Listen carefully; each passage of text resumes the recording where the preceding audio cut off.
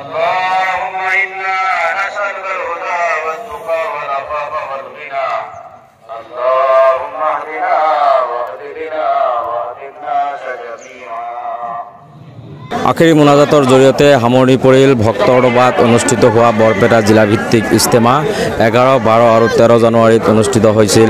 এই ইজতেমা আৰু আজি 13 জানুৱাৰীৰ সোমবাৰৰ দিনটোত আখেৰী দুৱাৰ জৰিয়তে সামৰণি পৰে ভক্তৰবাৰ এই ইজতেমাৰ। বৰপেটা জিলাৰ ভক্তৰবাৰ নলিগাঁৱত অনুষ্ঠিত হৈছিল এই ইজতেমা। আখেৰী দুৱাত অংশগ্ৰহণ কৰিছিল কেইবা সহস্ৰাধিক ইছলাম ধৰ্মাৱলম্বী লোকসকলে।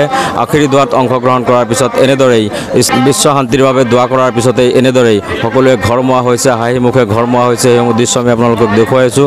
পুনৰবাৰ জনাইছোঁ যে বৰপেটাৰ ভক্তৰবাত অনুষ্ঠিত হোৱা বৰপেটা জিলাভিত্তিক যি ইজতেমা, এই ইজতেমা আজি আখেৰী মোনাজাতৰ পিছতেই সামৰণি পৰে আৰু ইয়াৰ পিছতেই এনেদৰেই সকলোৱে হাঁহি মুখে ঘৰমুৱা হৈছে। আৰু আজিৰ এই আখেৰী মোনাজাতত বিশ্ব শান্তিৰ বাবে দোৱা কৰাৰ লগতে ইছলাম ধৰ্মাৱলম্বী লোকসকলৰ বাবে দোৱা কৰা হয়, ৰুহৰ মাগফিৰাতৰ বাবে দোৱা কৰা হয় আৰু গুনাহ মাফৰ বাবেও দোৱা কৰা হয়।